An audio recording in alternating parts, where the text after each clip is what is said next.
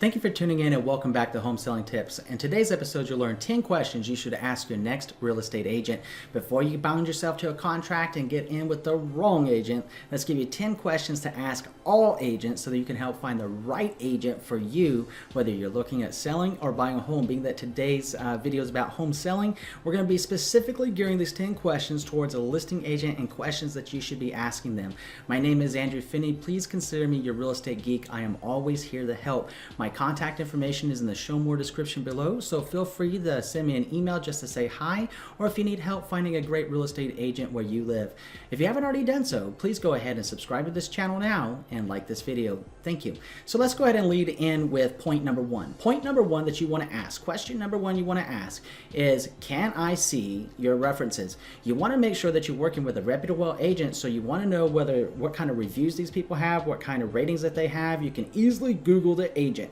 If you find an agent, or if you get called by an agent and you're like, hey, I kind of like that guy or gal, we should give them a shot, then go ahead and get their information, Google them ahead of time before you meet with them, and ask them if they have any references. They can also put you in touch with if you want to actually talk to any of their past clients. But by Googling them, at least you'll see what kind of online presence they have, which will bode well for also marketing experience that they have, and we'll cover that point down the line here in a moment. But you can get an idea of what real families are saying by their client testimonials and their ratings and reviews online. Take a look at that. This is too big to get anything wrong. This is too important to you. I mean, you're getting ready to sell your home. It's many of our biggest asset. Don't get it wrong. Number two question is, can I have a CMA for this area? You might be wondering, what the heck is a CMA? Well, CMA is an acronym for Comparative Market Analysis, and a comparative market analysis is actually a report of what are the current listings available in your neighborhood, what are the current homes that are under contract in your neighborhood, and what are the homes that are closing within the last 3 to 6 months in your community. Most appraisers take a lot of stock in the most recent 3 months of homes that are closing in your neighborhood. So those would be the ones that you should focus on the most to know what's most like in kind. A comparative market analysis is just like it sounds.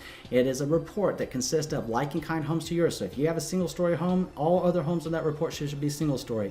If you have a pool, then ideally all the other homes have a pool too. If not, then some adjustments need to be made either direction depending on what you have, and keeping it within a concentric amount of square foot. So if you have, let's say, a 3,000 square foot home, you probably wouldn't want to go below 2,800 square feet on that comparable range, and no greater than 3,200 square feet in that comparable range, and then do a average price per square foot breakdown at that point, and then adding back any type of features and benefits or making any subtractions based upon what homes are selling and what your home has or does not have. Your professional listing agent, your professional real estate advisor will assist you with that. Ask them for a full-on comparative market analysis report. Question number 3 that you want to ask is this area growing or is it slowing? You really want to know what the kind of trends that we're looking at, so that whenever you get ready to put your home on the market, you know reasonably how many days on market you could expect to be on market on average, and what kind of circumstances you may be looking at as pricing. If the area is growing, then you price it right, price it at fair market value, then you're probably going to sell pretty good. If you have if your house is ready to sell, you've staged your home, you've cleaned it, you follow the advice of your real estate agent, it'll probably go a long ways to helping you out with that. Now, if the area is declining, you might have to undercut your own price to be able to sell it. Even if at fair market value today is $400,000 on that home, but it looks like in 3 months or so it's trending down and it might drop by 2%, then you might be better just pricing it out at $390 to get ahead of that curve, so you're not chasing the market and taking longer and longer to sell, and ultimately for less money than you could have got by pricing it right out of the gate. So the 4th question that you want to ask is, do you work solo or as part of a team? Now, you have a lot of team agents. My team is the Andrew Finney team here in Las Vegas, Nevada. And yes, we are a team. And the benefits of a team are that we have continuity of service 7 days a week for the clients that we represent. And even though each agent has a family, has people that they're working with, the families all have peace of mind of knowing that they all have access to me at any time. And they also have the peace of mind of knowing that if one of the agents gets sick, or if one of the agents aren't available, then we have other agents, including myself, that will gladly step in and help them. and help them get the services that they need, that they deserve, answer the questions that they have so that there's not anything missed in their consumer experience. And buying or selling a home is crucially important. So working solo is sometimes a little bit more difficult, might need a little bit more patience. Some solo agents pull this off marvelously. At the same time, all agents at some point in time are going to need some downtime so they can stay fresh and they can stay invigorated and representing your best interest at all times. So being part of a team, you go into full coverages. It's just about what circumstance is best for you and understanding that up front, understanding who's going to be handling the process, and understanding what the team is doing to help you. So question number 5 actually is, how many clients are you currently representing? This is another really important question to ask, because if a real estate agent, especially if they're a solo agent, is representing an absorbent amount of people, and give you an example of what is an absorbent amount of people for a real estate agent to realistically work. If they said, hey, right now I'm carrying like 40 listings and I have 15 buying clients, that's a total of 55 people that they're working through the real estate process. If that's the case, then you may be getting a sliver of that agent's time here and there and everywhere. Now, different agents have different systems employed. Some of them, some agents are extremely efficient and have systems padded down, a proven process, and communication patterns down, like down to a T and a fine science. Like on my team, we got everything just dialed in to help people, and we keep track of everything, and we're able to pivot and move and keep in track of everything that's going on and know exactly where we are in the process, exactly when the update, how the update, which goes into a later point as well. Whenever you're talking about updates and getting and staying informed, some people prefer email updates, some people prefer text conversations, some people prefer us to just send out video message updates, some people prefer us to just pick up the phone and call, some people want to meet in person. All 5 of those methods are great, and all 5 of those methods are fine. It just depends on what you, the client, want and how comfortable you are with that. Now, if you have an agent, whether they're a solo or team, and they're not working with that many agents, or working with that many clients, maybe they only closed 5 or 6 homes in the last 12-month cycle, that could indicate a performance issue, or it could indicate a personal standard that agent has, where that's just what they're comfortable with doing. And just for reference, the National Association of Realtors, or an acronym NAR for short, report that the average real estate agent under 5 years will help something like 3.7 families a year. I don't know where the 0.7 comes from, but it's their math. The average agent over 5 years in the business will normally help somewhere around 10 to 12 families on an annual basis. So keep that in mind as you go forward. You really want agents that are helping at least 12 or more families a year. That way you make sure that you're getting an agent that's in constant motion with the process. Just something to consider, something to think about. So the next thing that you want to be asking with question number 6 is, how will you market my home? Get a marketing plan of action from that real estate agent that you're meeting with. Ask them specifically, what's the digital marketing that you're looking at? What's the physical marketing you're looking at? Are you going to call the neighborhood? Are you looking at wanting to do open houses? What type of social media presence do you use? How does it go out on the website? How does it go across the internet? What about broker open houses? Ask what their process is to market your home, and it should consist between what's considered active methods of marketing compared to passive methods of marketing. Excuse me. So whenever you're looking at active methods, those are like people calling into your neighborhood, knocking on the doors, inviting your neighbors over, letting people know, excuse me, letting people know what's going on with your home and that it's available for sale. So passive is more of your online lead generation activity, blogging, pictures, putting stuff out, making information available about your home across all the major websites, and also more specific local marketing as well.